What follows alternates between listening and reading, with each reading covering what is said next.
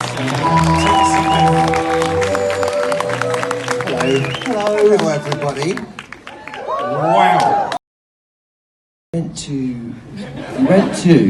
didn't go. No, you went to the Royal Scottish Academy of Dramatic Art. Well done, yeah. And then you came down to London. Was a boy wonder at the RSC, and they went, go and be David Tennant. Yeah. Today is going to be very... advice would you give them? Don't do it. Yeah, do something. It's a really silly job. It is a silly job. People always ask you for advice, and I absolutely understand why you do want advice, because it's a profession that has no logic to it.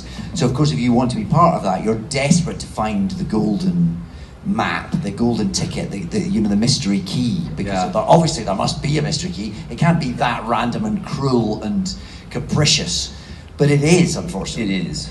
So there isn't really, yes, maybe the advice is to go to drama school, but then lots of actors don't go to drama school and do very well out of it. Maybe the advice, I don't know. The only advice I ever give to people who want to be actors is 3 things, which is learn your lines, be on time, and be nice. Because I think that's sort of all you can really manage yourself. All of which we try to do, don't we? We do try to do that, yeah.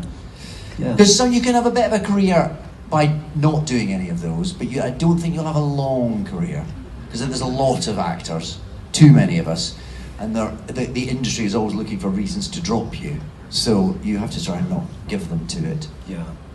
I was very lucky in a way, because I followed Dave doing Doctor Who, which was in itself gargantuan and difficult, because it was David, and he was David, but also because he'd set such a brilliant tone at work. It made me, I don't know if I've ever told you this, it just made me work really hard, because everyone was like, David sets the bar so high with all of those 3 things. And so I think particularly when you're playing Doctor Who, you have to do that. Otherwise the show would just be, it wouldn't work, would it? Well, they make it too If you didn't know your lines, it wouldn't be... Yeah. I think that's their 3 good bits of advice. Oh, brilliant. I think if we went around the room here and asked people who is your favourite Doctor Who, I think there'd be over 3/4 would be definitely saying, okay, the 2 people sat on the couch here. For yourselves, I just wondered, you've probably been asked this a million times, I'm really interested to know, who was your doctor? We all grew up with a doctor. Who was your doctor? I had 2, really, because of the age I am. I mean, I think it does depend what age you are, doesn't it? So I grew up with Tom Baker. Yes. And then when I was about 10, 10, I think for me was probably peak Doctor Who fandom age, because I was a proper fan. So Tom Baker, also Tom Baker was always the Doctor, because he did it for a long time. So I grew up that's just who that character was. I was dimly aware there had been others, but it wasn't something that felt like a reality. So he was, and then Peter Davison took over and became equally important to me.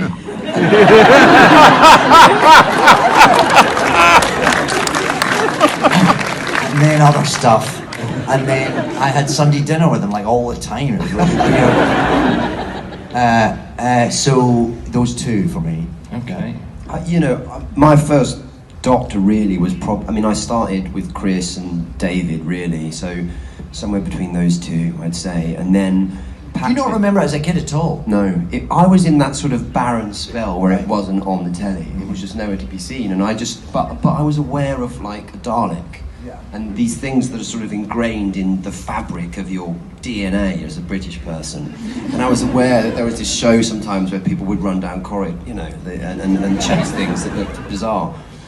But, so then, I got the part in the show, and I did all of the modern stuff, and I was like, wow, this is amazing. And then I went back and picked a lot of the old Doctors and looked at their stuff, and I'd say probably Troughton, just because of an episode called Tomb of the Cybermen, which is so good. Oh, yeah. If you haven't seen it, watch it. And the assistants as well, they're very, very important. If you had the chance to go back in time and be an assistant to any Doctor Who at all, who would it be? To be an assistant to a Doctor. Oh, I see. Ooh, I don't know. I'd be that guy in the kilt in Tomb of the Cybermen. Yeah. Jamie McCrimmon. You'd be a good Jamie. Yeah, there you go. Do that very well. I'd be him. I don't know who I'd be. I'd be Katrina the slave girl. Because I think she got a bum rap. She did like 2 episodes and got punted out of Space Lock, didn't she? To who? William Hartnell, way back. Oh. Yeah. And they've lost all her episodes. You can't even see it. All her stuff's gone. She had a really bum deal. I'd go and give Katrina the slave girl a better run. That's Cool. what I would do. Yeah. It's a great name for an assistant, isn't it? That wasn't like a full name. That wasn't like her surname wasn't the slave girl. But I think they picked her up in ancient. Oh man, now I'm struggling. Ancient Troy. Yeah. Thank you. Nice. Yeah, they picked her up in ancient Troy. Yeah, and she was a sort of. I'm right. She was a slave girl, right? Yes. Thank you. 10 points to me. Brilliant. Throwing a bit of a left ball at you. I wanted to know if music is important to you guys, and what type of music do you listen to? Do you listen to music when you're learning scripts, or is music an important part of your life? Strangely, one of the first times I met David Tennant, I don't know if you actually remember this. Oh, I'm fascinated to know what this is. I just done a TV show called The Ruby and the Smoke with Billy Piper, who is one of our great friends. I know her. And we went to the festival.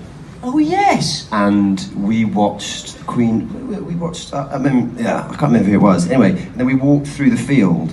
And David was just getting mobbed, and I was just friends with Billy. And I was like, wow, God, this is crazy. This Doctor Who thing. And we watched. Who did we watch? I can't remember who it was. But anyway, yes. To cut a crap story short, it is. It is. Yeah. It's Well done. Well done. Well done. We got the Now, remember what happened earlier? Here we go. You ready for this? 112. Somewhere there's injustice. Somewhere else the tea is getting cold. Come on, Eve. We've got work to do. For God's sake.